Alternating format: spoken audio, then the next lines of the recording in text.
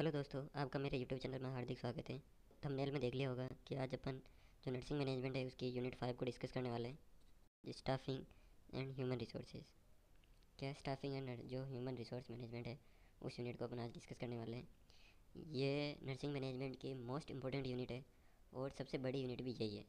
तो इसमें से रिपीटेडली बहुत सारे PYQs पूछे गए हैं, तो अपन आज उनको भी डिस्कस कर लेंगे कि इसके अंदर कौन कौन से PYQs आ रहे हैं। वो मैं इसके जो जैसे जैसे अपन पढ़ाएंगे उसके साथ साथ में बता दूंगा।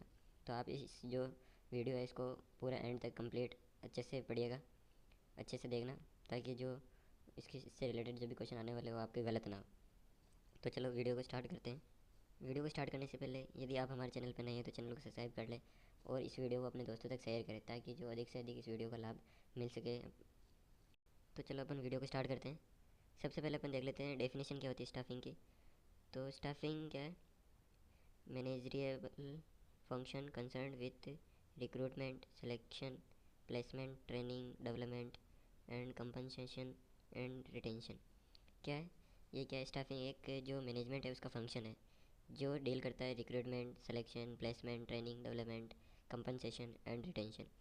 ये जो स्टाफ को क्या है, रिक्रूटमेंट से लेकर उसको प्रॉपर क्या है, उसकी ट्रेनिंग वगैरह, उसके फिर से डेवलपमेंट में, रिटेंशन में, जितने भी जो सारे प्रोसेस होते हैं उसका जो कंप्लीट ओवरऑल अपन क्या बोलते हैं, उसको स्टाफिंग बोलते हैं। नेक्स्ट इसका गोल क्या है? तो provide adequate number and mix of nursing personal to meet patient care needs. जो क्या है, पेशेंट केयर की नीड के अकॉर्डिंग जो क्या स्टाफ के जो नंबर है या जो पर्सनल है उनको क्या है प्रोवाइड करवाने में हेल्प करता है। ऑब्जेक्टिव्स क्या है स्टाफिंग के? तो provide adequate number of qualified staff. जो क्वालिफाइड स्टाफ है वो एडिक्वेट नंबर में प्रोवाइड करवाता है। तो place right person at the right job. ये क्या है, इसके जो सिलेक्शन के क्राइटेरियाज वगैरह होते हैं उसके बिहाफ पर क्या है पर्सन को जॉब दी जाती है। तो वो क्या है, राइट जो क्वालिफाइड पर्सन है वो राइट जॉब पर होता है। Ensure optimum utilisation of resources. जो रिसोर्सेज है उसके ऑप्टिमम यूटिलाइजेशन को भी क्या है इंश्योर करता है। Next, maintain high quality patient care and continuity. जो पेशेंट केयर है उसको जो हाई क्वालिटी में और उसकी कंटिन्यूटी को मेंटेन रखता है। Promote staff satisfaction. स्टाफ के सेटिस्फेक्शन को प्रमोट करता है। नेक्स्ट अपन देख लेते हैं philosophy of staffing. Philosophy of staffing क्या होती है? Written statement reflecting the organisation believes and values. ये क्या है, एक रिटर्न स्टेटमेंट होता है जो क्या ऑर्गेनाइजेशन के बिलीव्स और वैल्यूज़ को इंडिकेट करता है। नेक्स्ट अपन इसके प्रिंसिपल देख सकते हैं। तो इसको अपन क्या है, पैक एफ के नाम जो ट्रिक है उसके बेसिस पे याद कर सकते हैं। जैसे कि P for patient centred care, E से अपन इसको इक्विटेबल वर्कलोड, सी से कॉस्ट इफेक्टिवनेस और के से नॉलेजेबल या क्वालिफाइड स्टाफ, एफ से फ्लेक्सिबिलिटी। ये क्या है, इसके क्या है फिलोसॉफी के जो प्रिंसिपल्स है उस बेसिस पे अपन देख सकते हैं। Philosophy guides every decision from hiring to rostering. यानी हायरिंग से लेके गए उसको क्या पोस्टिंग तक की जो सारी एक्टिविटीज़ है उसको क्या फिलोसॉफी गाइड करती है। नेक्स्ट अपन देख लेते हैं कि जो ये स्टाफिंग के डेफिनेशन, ऑब्जेक्टिव्स और जो फिलोसॉफी ऑफ स्टाफिंग है ये भी क्या है PYQ के अंदर पूछे गए हैं। तो आप ये क्या एक बड़ा क्वेश्चन आ रखा है स्टाफिंग के ऊपर, तो उसके अंदर क्या है definition, objectives, philosophy of staffing, function of human resource management की कंपोनेंट्स क्या है इसके, वो सब क्या है एक लॉन्ग क्वेश्चन के अंदर पूछे गए। तो आप इस क्वेश्चन को अच्छे से पढ़ लेना। नेक्स्ट अपन चलते हैं आगे। स्कोप्स या function of human resource management. ये क्या है? तो फंक्शन या स्कोप क्या है? तो इसके अंदर क्या है, मैन पावर प्लानिंग। सबसे पहला फंक्शन या स्कोप क्या है, man power planning. Next function है recruitment and selection. Next function है orientation and placement. Next function है development and training. Next function है जो परफॉर्मेंस है उसका इवैल्यूएशन करना। नेक्स्ट फंक्शन है जो प्रमोशन एंड ट्रांसफ़र वगैरह करना। नेक्स्ट पर जो फंक्शन है वो रिटायरमेंट या फिर टर्मिनेशन ऑफ एम्प्लॉय। ये क्या है, इसके फंक्शन आ गए ह्यूमन रिसोर्स मैनेजमेंट के या स्टाफिंग के भी बोल सकते हैं। तो की कंपोनेंट्स कौन कौन से होते हैं इसके? तो planning, development, deployment, compensation, welfare, retention. ये क्या इसके की कंपोनेंट्स हो गए। नेक्स्ट अपन देख लेते हैं staffing norms and ratio. Staffing के नॉर्म्स और क्या रेशो होना चाहिए, ये भी क्या है PYQ के अंदर पूछा गया क्वेश्चन है, तो आप इसको अच्छे से देख लेना। जनरल वार्ड में क्या है स्टाफिंग का रेशो रहना चाहिए? तो इस जनरल वार्ड के अंदर 1:6 तो डे के अंदर और 1:10 नाइट के अंदर रहना चाहिए। और जो ICU या OT लेबर है उसमें नर्स पेशेंट रेशो क्या रहना चाहिए? तो उसमें नर्स पेशेंट रेशो 1/1 रहना चाहिए। इमरजेंसी के अंदर नर्स पेशेंट रेशो 1:3 रहना चाहिए। 1 क्या है नर्स है और 3 पेशेंट। क्या है, 3 पेशेंट पर एक नर्स होनी चाहिए। नेक्स्ट अपन देख लेते हैं नर्स पॉपुलेशन रेशो। तो इसमें क्या है, नर्स कितने पॉपुलेशन पर एक नर्स होगी वो क्या है डिसाइड किया गया। तो WHO के रिकमेंडेशन के अकॉर्डिंग 300 जो पॉपुलेशन है उसके ऊपर क्या है एक नर्स होनी चाहिए। और इंडिया के अंदर ये रेशो है 1/500, यानी एक नर्स पर 500 पॉपुलेशन पर है। नेक्स्ट अपन देख लेते हैं स्टाफिंग नॉर्म्स एंड रेशो। ये क्या है, PYQ के अंदर पूछा गया क्वेश्चन है, तो आप इसको अच्छे से देख लेना है, इससे क्या है शॉर्ट क्वेश्चन आ सकता है। जनरल वार्ड के अंदर नर्स पेशेंट रेशो क्या होना चाहिए, तो 6 पेशेंट के ऊपर क्या है एक नर्स होनी चाहिए। तो रेशो क्या है 1/6 रहना चाहिए डे के अंदर, और 1/10 रहना चाहिए नाइट के अंदर। ये क्या है नर्स पेशेंट रेशो हो गया।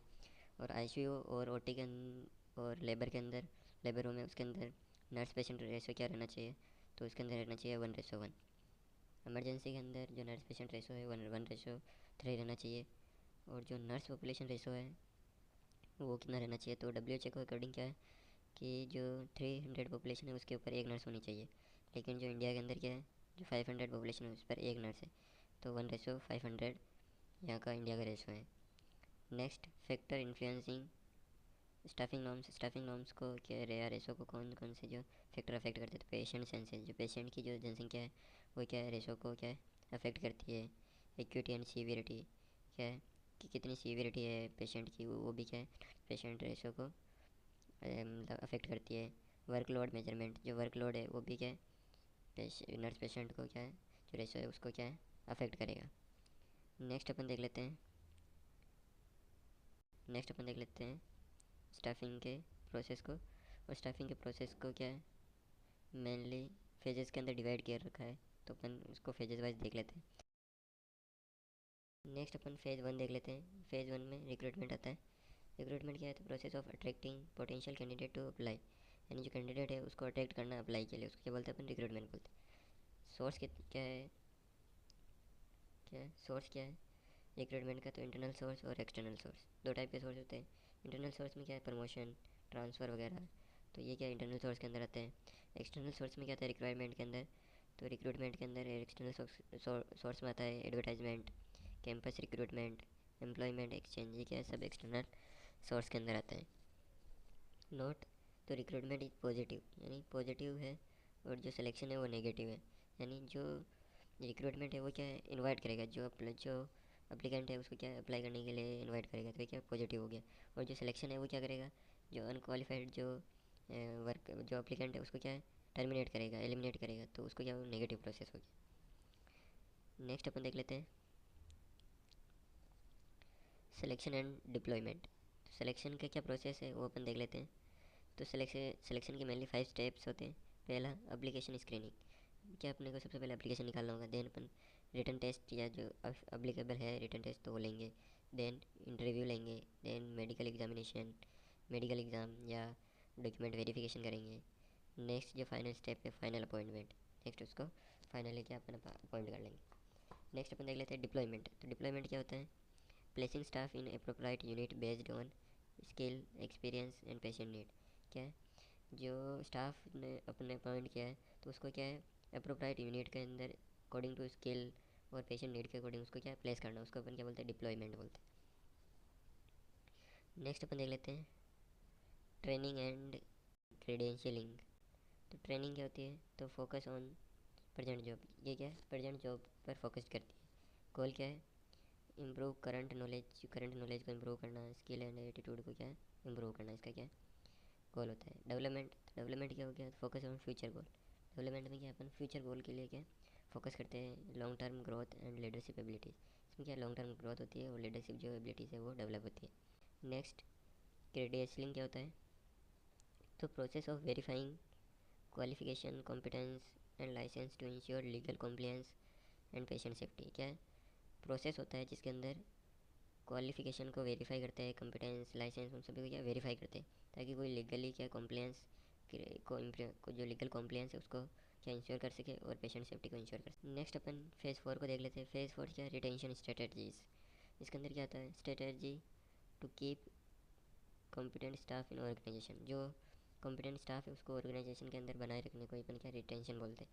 तो इसमें क्या है वर्किंग कंडीशन, तो सेफ इक्विप्ड एंड इन्वायरमेंट, जो सेफ़ और इक्विटेटिव इन्वायरमेंट अपन प्रोवाइड करेंगे जिससे अपन क्या स्टाफ रिटेन रहे वहाँ पे ऑर्गेनाइजेशन के अंदर। नेक्स्ट, रिमूनरेशन मतलब फेयर पे एंड बेनिफिट्स, उसको क्या अच्छे से जो उसके एबिलिटी के अकॉर्डिंग उसको पेमेंट मिले और उसको बेनिफिट मिले, ताकि वो जो ऑर्गेनाइजेशन है उसमें क्या है वर्किंग कर सके प्रॉपर और वो उस ऑर्गेनाइजेशन को छोड़कर ना जाए। नेक्स्ट, मोटिवेशन तो रिकॉग्नाइज ऑफ गुड वर्क, अगर वो कोई अच्छा काम कर रहा है तो उसको अपने को क्या अप्रिशिएट करना चाहिए, मोटिवेट करना चाहिए, ताकि वो उसमें रिटेंशन रहे ऑर्गेनाइजेशन के अंदर। नेक्स्ट, ग्रोथ तो क्लियर कैरियर डेवलपमेंट पाथवे, क्या क्लियर डेवलपमेंट पाथवे बनाना चाहिए कैरियर डेवलपमेंट के लिए, ताकि जो जो स्टाफ है उसका क्या कैरियर डेवलप हो सके। वाई इट इज़ क्रूशियल, तो ये क्यों इंपॉर्टेंट है वो देख लेते हैं। तो high retention ensures continuity of care, अगर रिटेंशन हाई होगी तो वो क्या कंटिन्यूटी ऑफ नर्सिंग केयर को इंश्योर करती है। नेक्स्ट अपन देख लेते हैं प्रमोशन एंड ट्रांसफ़र। तो प्रमोशन एंड ट्रांसफ़र क्या होता है वो देख लेते हैं। प्रमोशन तो advancement to higher position, increase responsibility and pay. Promotion क्या होता है, एक पोजीशन से हायर पोजीशन पर क्या प्लेसमेंट होना, क्या है प्रमोशन कहलाता है। इसके अंदर क्या है रेस्पॉन्सिबिलिटी और जो सैलरी है वो दोनों ही बढ़ जाती है। इसमें क्या रिवार्ड और सक्सेस के बेसिस पर अपन क्या है प्रमोशन प्रोवाइड करवाते हैं। ट्रांसफ़र, ट्रांसफ़र क्या हुआ तो shifting unit without changing in rank और सैलरी, क्या सैलरी और रैंक में बिना चेंज हुए क्या एक यूनिट से दूसरे यूनिट में शिफ्ट करना, उसको क्या बोलते हैं अपन ट्रांसफ़र बोलते हैं। रीज़न क्या हो सकता है इसका, तो स्किल वेराइटी की वजह से, या फिलिंग गैप्स, अगर वहाँ पे गैप है तो उसको फिल करने के लिए भी अपन ट्रांसफ़र कर सकते हैं। नेक्स्ट देखते हैं अपन, या फेज़ जो 5 है वो सेपरेशन फेज़ है। उसमें क्या end of employment life cycle, जो एम्प्लॉय है उसकी जो एम्प्लॉयमेंट लाइफ साइकिल है उसको क्या एंड करना, उसको अपन सेपरेशन बोलते हैं। इसमें क्या आता है सुपर एनुएशन, यानी सुपर एनुएशन क्या हो गया तो compulsory retirement upon reaching a fixed age, यानी कंपलसरी रिटायरमेंट होता है एक फिक्स्ड एज पे, उसको अपन क्या बोलते हैं सुपर एनुएशन बोलते हैं। नेक्स्ट, टर्मिनेशन, तो टर्मिनेशन क्या होता है separation due to misconduct, insufficiency, inefficiency और डिसिप्लिनरी रीज़न, क्या है कंडक्शन की वजह से या इनएफिशिएंसी की वजह से प्रॉपर क्या स्किल्स वगैरह नहीं है या डिसिप्लिनरी कोई रीज़न है, तो उसकी वजह से पे क्या है टर्मिनेट कर सकते हैं पहले ही, क्या जो फिक्स्ड एज है रिटायरमेंट उससे पहले ही उसको क्या है जॉब से निकाल सकते हैं। रेजिग्नेशन, ये क्या वॉलेंट्री डिपार्चर और एंड ऑफ कॉन्ट्रैक्ट, क्या है ये वॉलेंट्री क्या है एक एंड ऑफ कॉन्ट्रैक्ट है, मतलब जो अपन अगर एम्प्लॉय के द्वारा क्या है किसी ऑर्गेनाइजेशन को वॉलेंट्री क्या है रेजिग्नेशन या वो जो जॉब छोड़ देता है तो उसको अपन क्या बोलते हैं resignation. Process include exits, interview and finally sing benefit. Next अपन देख लेते हैं पेशेंट क्लासिफिकेशन सिस्टम। तो पेशेंट क्लासिफिकेशन सिस्टम ये भी PYQ के अंदर पूछा गया क्वेश्चन है, तो आप इसे ज़रूर इंपॉर्टेंस दीजिएगा और अच्छे से पढ़ लेना, ताकि जो इससे जो आना अगर ये क्वेश्चन वापस रिपीट हो तो आपका बिल्कुल भी गलत ना हो। तो पेशेंट क्लासिफिकेशन सिस्टम क्या होता है, तो categorizing patient based on severity of illnesses to determine required nursing hours, क्या है सीवियरिटी ऑफ इलनेसेस के बेसिस पे क्या है पेशेंट को कैटेगराइज करना, उसको अपन क्या बोलते हैं पेशेंट क्लासिफिकेशन सिस्टम। इसके क्या स्टेप्स हैं या कैसे डिटरमाइन करते हैं नर्स पेशेंट रेशो को, वो अपन देख लेते हैं। तो सबसे पहले मिनिमल केयर, जो क्या है सेल्फ सफिशिएंट या रिकवरी फेज़ में है तो उसमें क्या मिनिमल केयर की रिक्वायरमेंट होती है। Next, moderate care, partially help needed होती है। इंटेंसिव केयर, जिसमें क्या कंप्लीट डिपेंडेंस और क्रिटिकल केयर रिक्वायर्ड होती है। स्पेशलाइज्ड केयर, एडवांस टेक्नोलॉजी 1:1, यानी एक पेशेंट के ऊपर एक नर्स होनी चाहिए।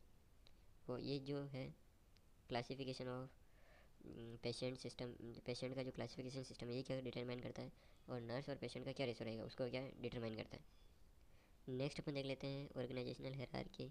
तो ऑर्गेनाइजेशनल की क्या है हायरार्की या क्या स्ट्रक्चर होता है वो अपन देख लेते हैं। तो structuring the nursing team for effective care delivery and management, तो क्या है एक स्ट्रक्चर होता है टीम नर्सिंग टीम का जो effective care delivery and management को पॉसिबल बनाता है।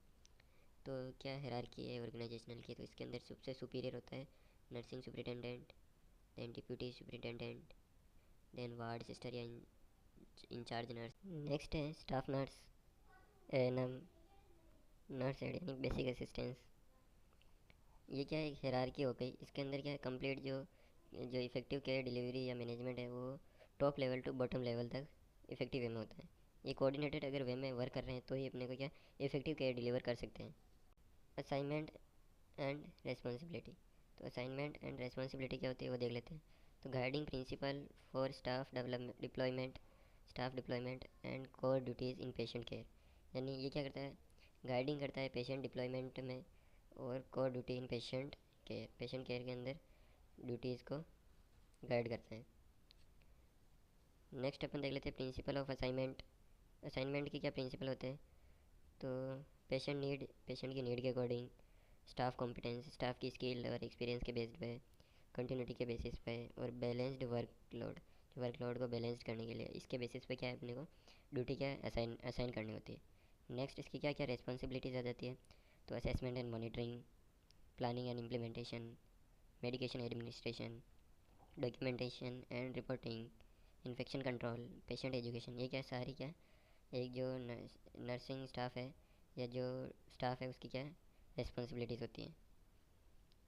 यदि आपको ये वीडियो इन्फॉर्मेटिव लगा हो तो चैनल को सब्सक्राइब और वीडियो को अपने दोस्तों तक अधिक से अधिक शेयर करें ताकि उनको भी इस वीडियो का लाभ मिल सके।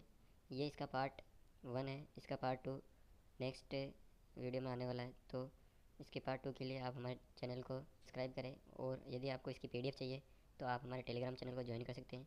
टेलीग्राम चैनल का लिंक हमारे वीडियो के डिस्क्रिप्शन में दिया गया है। Thanks for watching my video.